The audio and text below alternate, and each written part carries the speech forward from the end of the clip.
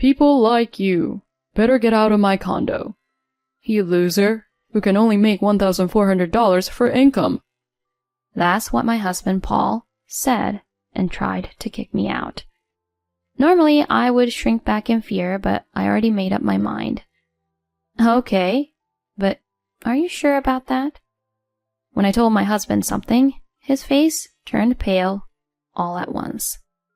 My name is Joyce. I am a 30-year-old housewife. I am, however, a newlywed who just recently got married. I met my husband, Paul, at a blind date. He is 3 years older than me, but he is very patient, just like his age, and also was good-looking. He worked for a major company and was currently a section manager, so he was, for lack of a better word, a man with good conditions.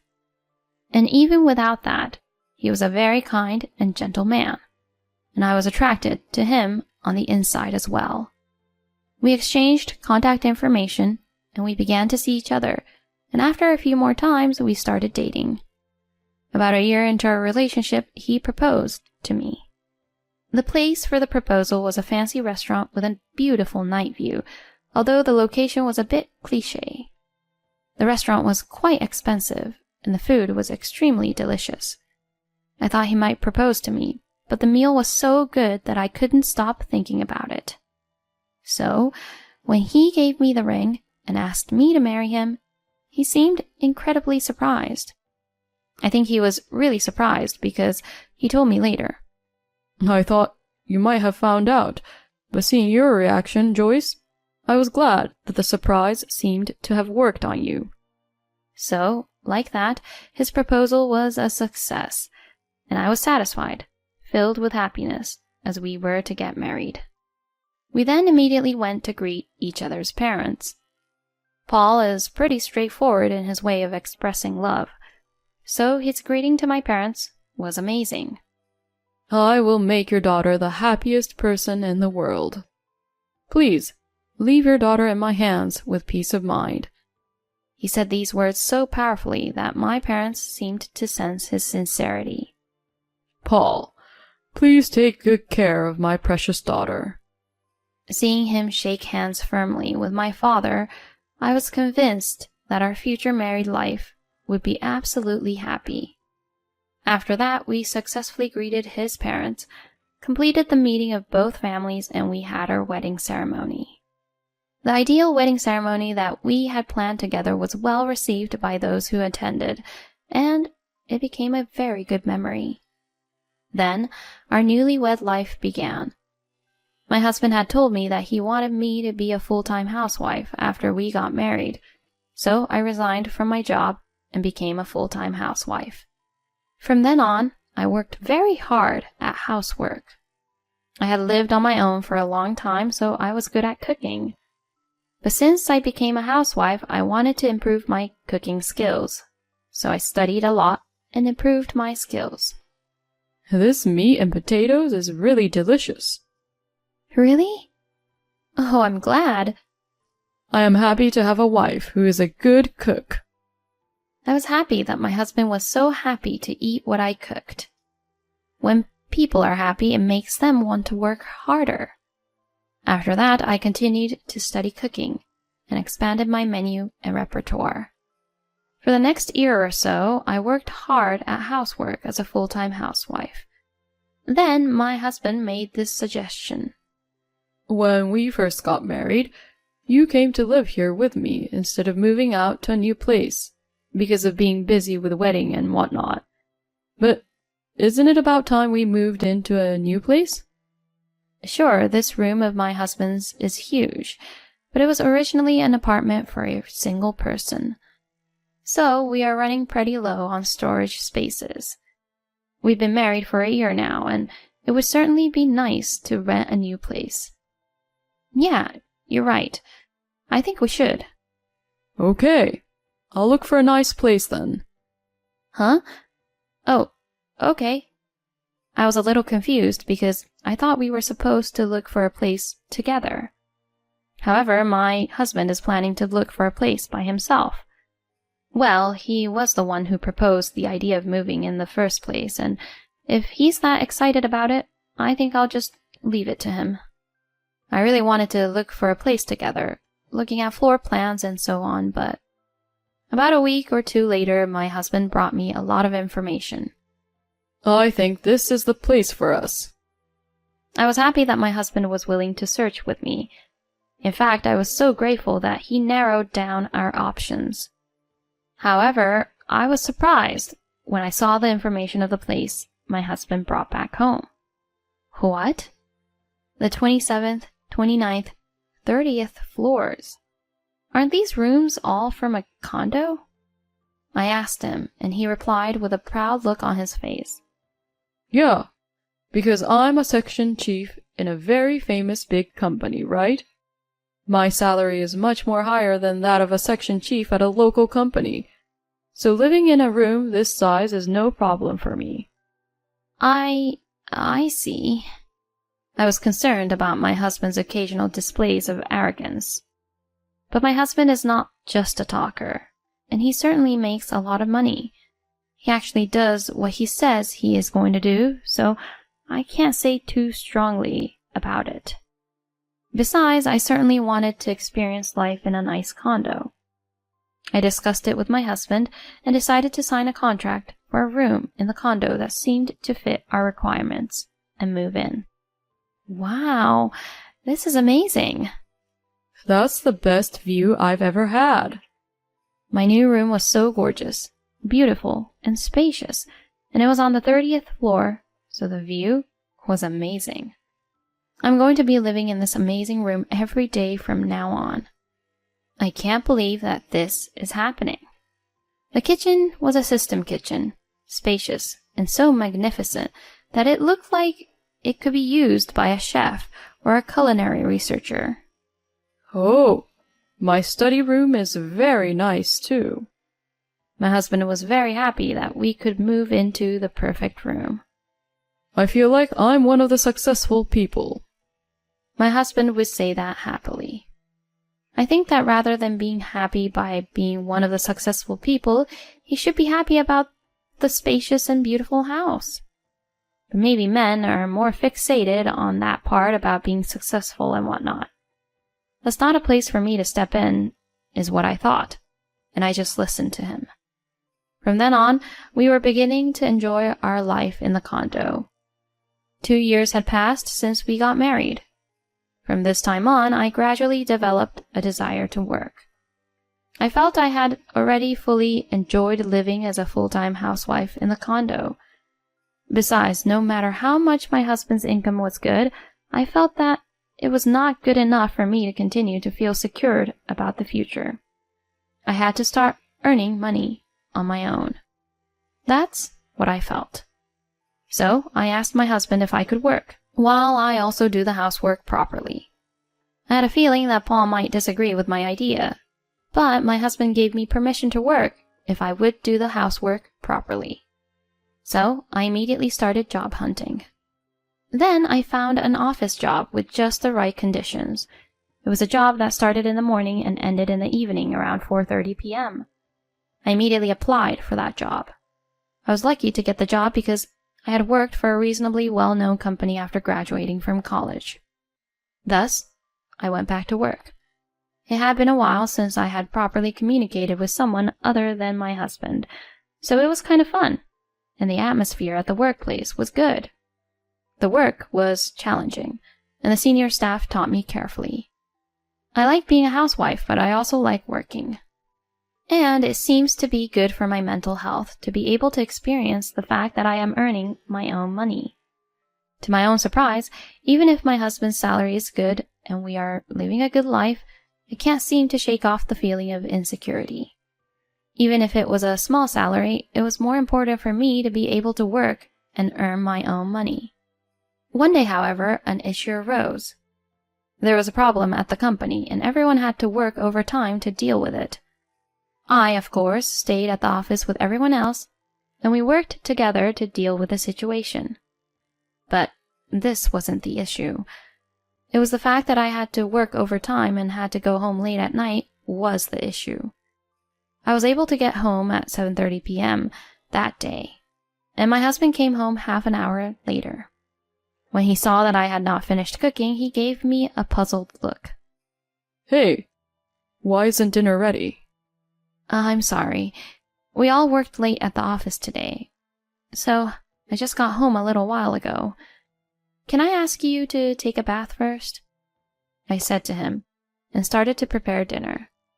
Then my husband suddenly banged on the table. The sound was so loud that I was startled. What the hell? Who the hell do you think you are? Excuse me? How dare you order me around like that? I get to decide on my own when to take a bath. Oh, I'm sorry. It'll just take me a little bit longer to get dinner ready, so I thought it would be a good idea if you took a bath first. Huh? So why should I let you be the judge of that?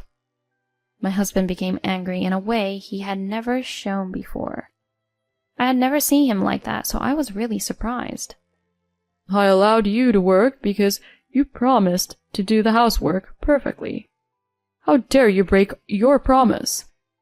My husband's anger continued to grow, and all I could do was apologize. And from then on, his attitude became worse and worse. What? Our dinner is fish today? I want meat. Why can't I get meat? I'm sorry. It was meat yesterday, so I thought I'd change it up for our nutritional balance. Don't do anything unnecessary. My goodness, you really are a useless wife.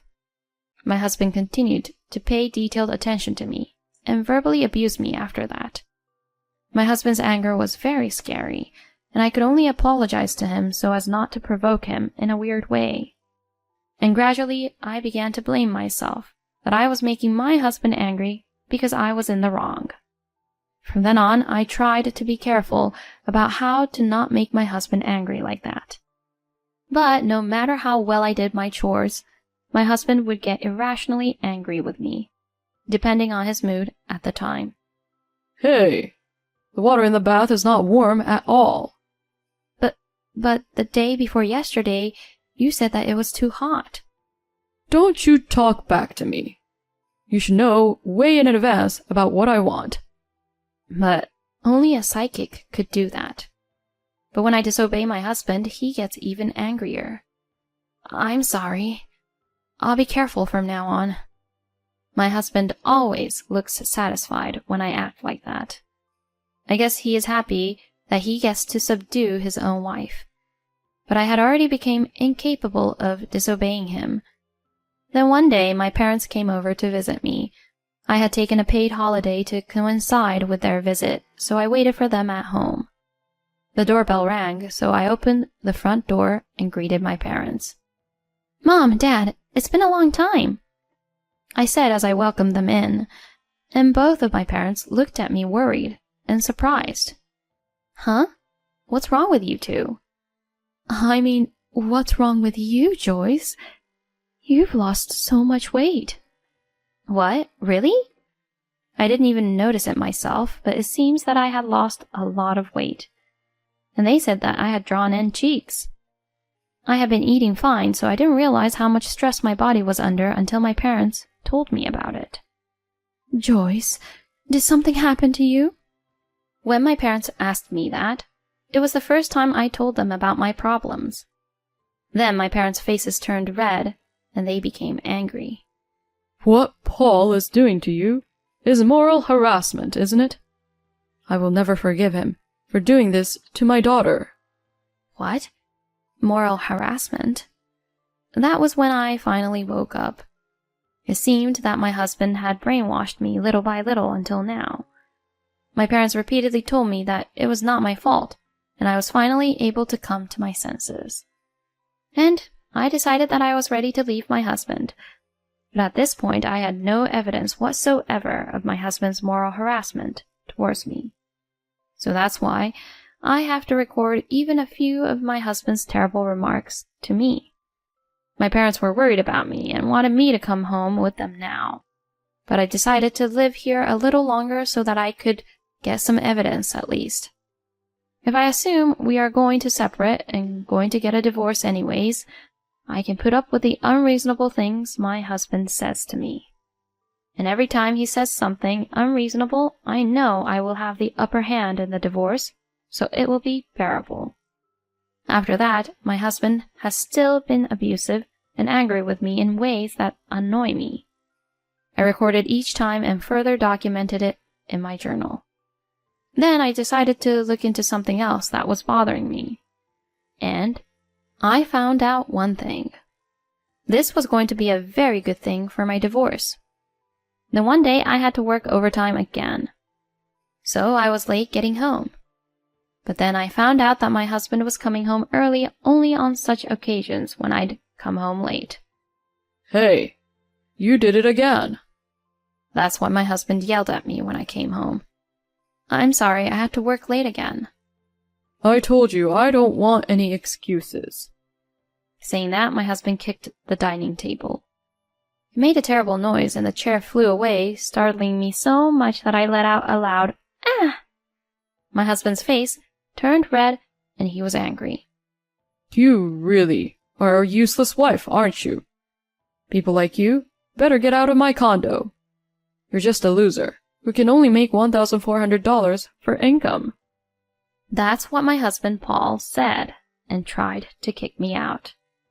Normally I would shrink back in fear, but I already made up my mind. I was frightened, but I did my best to talk back. Okay, but are you sure about that? Huh?